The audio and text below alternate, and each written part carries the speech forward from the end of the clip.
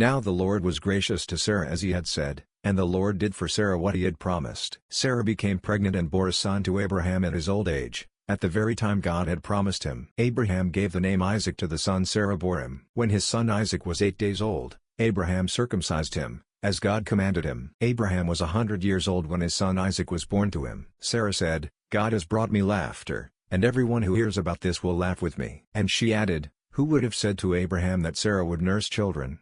Yet I have borne him a son in his old age." The child grew and was weaned, and on the day Isaac was weaned Abraham held a great feast. But Sarah saw that the son whom Hagar the Egyptian had borne to Abraham was mocking, and she said to Abraham, "Get rid of that slave woman and her son, for that slave woman's son will never share in the inheritance with my son Isaac." The matter distressed Abraham greatly because it concerned his son, but God said to him, "Do not be so distressed about the boy and your maidservant. Listen to whatever Sarah tells you, because it is through Isaac that your offspring will be reckoned. I will make the son of the maidservant into a nation also, because he is your offspring." Early the next morning Abraham took some food and a skin of water and gave them to Hagar. He set them on her shoulders and then sent her off with the boy. She went on her way and wandered in the desert of Beersheba. When the water in the skin was gone, she put the boy under one of the bushes. Then she went off and sat down nearby, about a bowshot away, for she thought, "I cannot watch the boy die." And as she sat there nearby, she began to sob. God heard the boy crying, and the angel of God called to Hagar from heaven and said to her,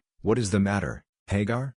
Do not be afraid, God has heard the boy crying as he lies there. Lift the boy up and take him by the hand, for I will make him into a great nation." Then God opened her eyes and she saw a well of water. So she went and filled the skin with water and gave the boy a drink. God was with the boy as he grew up. He lived in the desert and became an archer. While he was living in the desert of Paran, his mother got a wife for him from Egypt. At that time Abimelech and Phicol the commander of his forces said to Abraham, "God is with you in everything you do. Now swear to me here before God that you will not deal falsely with me or my children or my descendants. Show to me in the country where you are living as an alien the same kindness I have shown to you." Abraham said, "I swear it." Then Abraham complained to Abimelech about a well of water that Abimelech's servants had seized. But Abimelech said, "I don't know who has done this. You did not tell me, and I heard about it only today." So Abraham brought sheep and cattle and gave them to Abimelech, and the two men made a treaty. Abraham set apart 7 ewe lambs from the flock, and Abimelech asked Abraham, "What is the meaning of these 7 ewe lambs you have set apart by themselves?" He replied,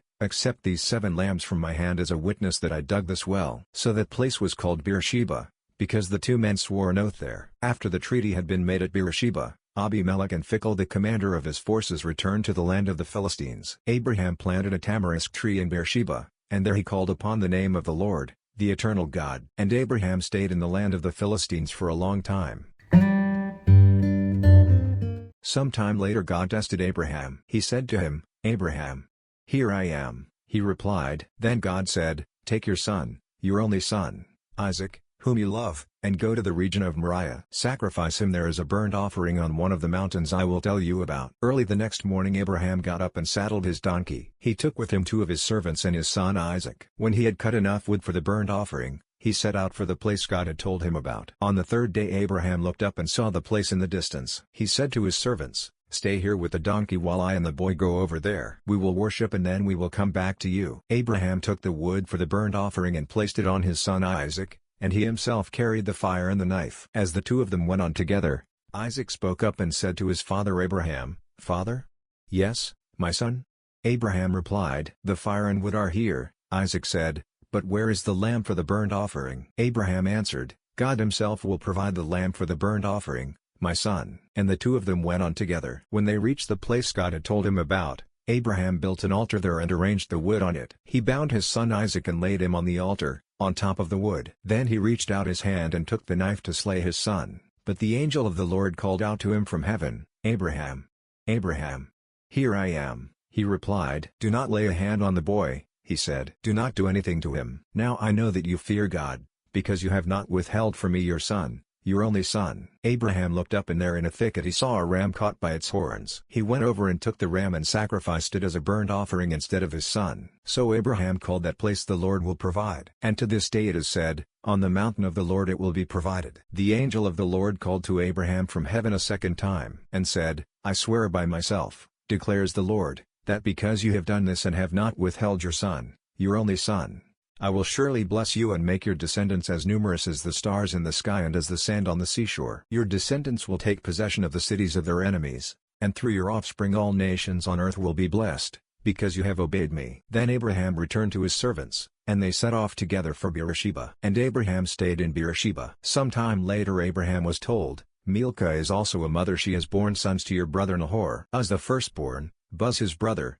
Kemuel the father of Haram, Kest, Hazo, Pildash, Jedlof, and Betuel." Betuel became the father of Rebekah. Milcah bore these 8 sons to Abraham's brother Nahor. His concubine, whose name was Reumah, also had sons Tebah, Gaam, Tahash, and Maachah. Sarah lived to be 127 years old. She died at Kiriath Arba, that is, Hebron, in the land of Canaan, and Abraham went to mourn for Sarah and to weep over her. Then Abraham rose from beside his dead wife and spoke to the Hittites. He said, "I am an alien and a stranger among you. Sell me some property for a burial site here so I can bury my dead." The Hittites replied to Abraham, "Sir, listen to us. You are a mighty prince among us. Bury your dead in the choicest of our tombs. None of us will refuse you his tomb for burying your dead." Then Abraham rose and bowed down before the people of the land, the Hittites. He said to them, "If you are willing to let me bury my dead, then listen to me and intercede with Ephron son of Zohar on my behalf. So he will sell me the cave of Machpelah, which belongs to him and is at the end of his field. Ask him to sell it to me for the full price as a burial site among you." Ephron the Hittite was sitting among his people, and he replied to Abraham in the hearing of all the Hittites who had come to the gate of his city. "No, my lord," he said. "Listen to me. I give you the field, and I give you the cave that is in it. I give it to you in the presence of my people. Bury your dead." Again Abraham bowed down before the people of the land. And he said to Ephron in their hearing, "Listen to me. If you will, I will pay the price of the field. Accept it for me so I can bury my dead there." Ephron answered Abraham, "Listen to me, my lord. The land is worth 400 shekels of silver, but what is that between me and you? Bury your dead." Abraham agreed to Ephron's terms and weighed out for him the price he had named in the hearing of the Hittites. 400 shekels of silver, according to the weight current among the merchants. So Ephron's field in Machpelah near Mamre, both the field and the cave in it, and all the trees within the borders of the field, was deeded to Abraham as his property in the presence of all the Hittites who had come to the gate of the city. Afterward Abraham buried his wife Sarah in the cave in the field of Machpelah near Mamre, which is at Hebron in the land of Canaan. So the field and the cave in it were deeded to Abraham by the Hittites as a burial site. Abraham was now old and well advanced in years, and the Lord had blessed him in every way. He said to the chief servant in his household, the one in charge of all that he had, "Put your hand under my thigh. I want you to swear by the Lord, the God of heaven and the God of earth, that you will not get a wife for my son from the daughters of the Canaanites, among whom I am living, but will go to my country and my own relatives and get a wife for my son Isaac." The servant asked him, "What if the woman is unwilling to come back with me to this land? Shall I then take your son back to the country you came from?" "Make sure that you do not take my son back there," Abraham said. "The Lord, the God of heaven, who brought me out of my father's household and my native land, and who spoke to me and promised me on oath, saying, 'To your offspring I will give this land,' he will send his angel before you so that you can get a wife for my son from there. If the woman is unwilling to come back with you, then you will be released from this oath of mine. Only do not take my son back there." So the servant put his hand under the thigh of his master Abraham and swore an oath to him concerning this matter. Then the servant took 10 of his master's camels and left, taking with him all kinds of good things from his master. He set out for Aram Naharaim and made his way to the town of Nahor. He had the camels kneel down near the well outside the town. It was toward evening, the time the women go out to draw water. Then he prayed, "O Lord, God of my master Abraham, give me success today, and show kindness to my master Abraham. See, I am standing beside this spring, and the daughters of the townspeople are coming out to draw water. May it be that when I say to a girl, 'Please let down your jar that I may have a drink,' and she says,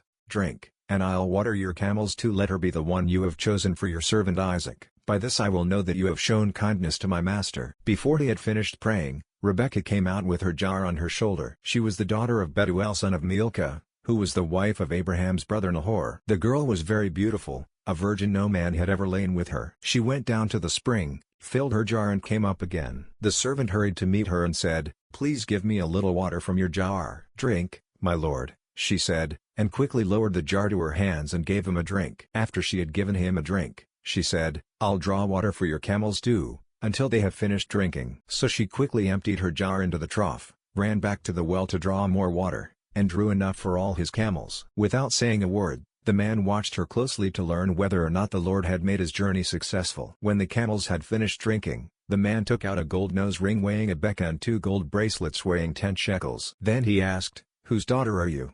Please tell me, is there room in your father's house for us to spend the night?" She answered him, "I am the daughter of Bethuel, the son that Milcah bore to Nahor." And she added, "We have plenty of straw and fodder, as well as room for you to spend the night." Then the man bowed down and worshipped the Lord, saying, "Praise be to the Lord, the God of my master Abraham, who has not abandoned his kindness and faithfulness to my master. As for me, the Lord has led me on the journey to the house of my master's relatives." The girl ran and told her mother's household about these things. Now Rebekah had a brother named Laban, and he hurried out to the man at the spring. As soon as he had seen the nose ring, and the bracelets on his sister's arms, and had heard Rebekah tell what the man said to her, he went out to the man and found him standing by the camels near the spring. "Come, you who are blessed by the Lord," he said. "Why are you standing out here? I have prepared the house and a place for the camels." So the man went to the house, and the camels were unloaded. Straw and fodder were brought for the camels, and water for him and his men to wash their feet. Then food was set before him, but he said, "I will not eat until I have told you what I have to say." "Then tell us," Laban said. So he said, "I am Abraham's servant. The Lord has blessed my master abundantly, and he has become wealthy. He has given him sheep and cattle, silver and gold, men servants and maidservants, and camels and donkeys. My master's wife Sarah has borne him a son in her old age, and he has given him everything he owns. And my master made me swear an oath, and said, 'You must not get a wife for my son from the daughters of the Canaanites, in whose land I live, but go to my father's family and to my own clan, and get a wife for my son.' Then I asked my master, 'What if the woman will not come back with me?' He replied, 'The Lord, before whom I have walked, will send his angel with you and make your journey a success, so that you can get a wife for my son from my own clan and from my father's family. Then, when you go to my clan, you will be released from my oath. Even if they refuse to give her to you, you will be released from my oath.' When I came to the spring today, I said, 'O Lord, God of my master Abraham, if you will, please grant success to the journey on which I have come. See, I am standing beside this spring. If a maiden comes out to draw water and I say to her, "Please let me drink a little water from your jar," and if she says to me, "Drink, and I'll draw water for your camels too," let her be the one the Lord has chosen for my master's son." Before I finished praying in my heart, Rebekah came out, with her jar on her shoulder. She went down to the spring and drew water, and I said to her, "Please give me a drink." She quickly lowered her jar from her shoulder and said, "Drink, and I'll water your camels too." So I drank, and she watered the camels also. I asked her, "Whose daughter are you?" She said, "The daughter of Bethuel son of Nahor, whom Milcah bore to him." Then I put the ring in her nose and the bracelets on her arms, and I bowed down and worshipped the Lord. I praised the Lord, the God of my master Abraham, who had led me on the right road to get the granddaughter of my master's brother for his son. Now if you will show kindness and faithfulness to my master, tell me, and if not, tell me, so I may know which way to turn." Laban and Bethuel answered, "This is from the Lord. We can say nothing to you one way or the other. Here is Rebekah. Take her and go, and let her become the wife of your master's son, as the Lord has directed." When Abraham's servant heard what they said, he bowed down to the ground before the Lord. Then the servant brought out gold and silver jewelry and articles of clothing and gave them to Rebekah. He also gave costly gifts to her brother and to her mother. Then he and the man who were with him ate and drank and spent the night there. When they got up the next morning, he said, "Send me on my way to my master." But her brother and her mother replied, "Let the girl remain with us 10 days or so, then you may go." But he said to them, "Do not detain me, now that the Lord has granted success to my journey. Send me on my way so I may go to my master." Then they said, "Let's call the girl and ask her about it." So they called Rebekah and asked her, "Will you go with this man?" "I will go," she said. So they sent their sister Rebekah on her way, along with her nurse and Abraham's servant and his men. And they blessed Rebekah and said to her, "Our sister, may you increase to thousands upon thousands. May your offspring possess the gates of their enemies." Then Rebekah and her maids got ready and mounted their camels and went back with the men. So the servant took Rebekah and left. Now Isaac had come from Beer-lahai-roi, for he was living in the Negev. He went out to the field one evening to meditate, and as he looked up, he saw camels approaching. Rebekah also looked up and saw Isaac. She got down from her camel and asked the servant, "Who is that man in the field coming to meet us?"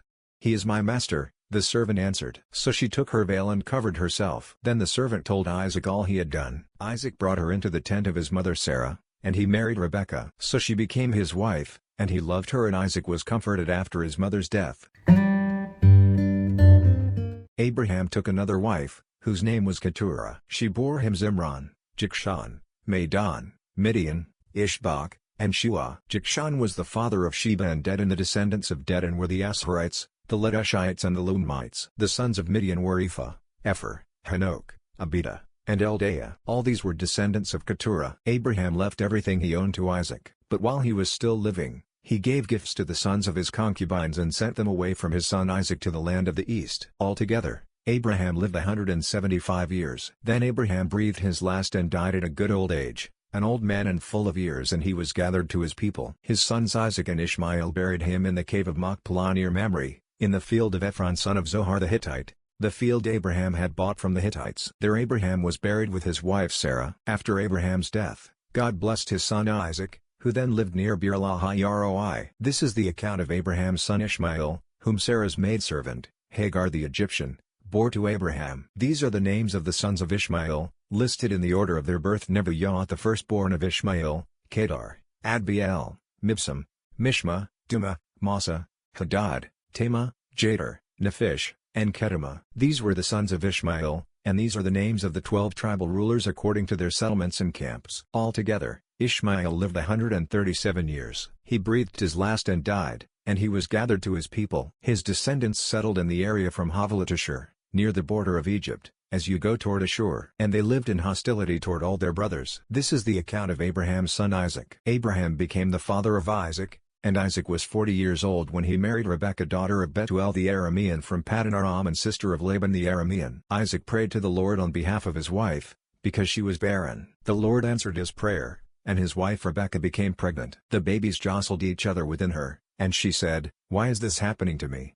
So she went to inquire of the Lord. The Lord said to her, "2 nations are in your womb, and 2 peoples from within. You'll be separated. One people will be stronger than the other, and the older will serve the younger." When the time came for her to give birth, there were twin boys in her womb. The first to come out was red, and his whole body was like a hairy garment, so they named him Esau. After this, his brother came out, with his hand grasping Esau's heel, so he was named Jacob. Isaac was 60 years old when Rebekah gave birth to them. The boys grew up, and Esau became a skillful hunter, a man of the open country, while Jacob was a quiet man, staying among the tents. Isaac, who had a taste for wild game, loved Esau, but Rebekah loved Jacob. Once when Jacob was cooking some stew, Esau came in from the open country, famished. He said to Jacob, "Quick, let me have some of that red stew.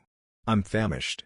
That is why he was also called Edom. Jacob replied, "First sell me your birthright." "Look, I am about to die," Esau said. "What good is the birthright to me?" But Jacob said, "Swear to me first." So he swore an oath to him, selling his birthright to Jacob. Then Jacob gave Esau some bread and some lentil stew. He ate and drank, and then got up and left. So Esau despised his birthright,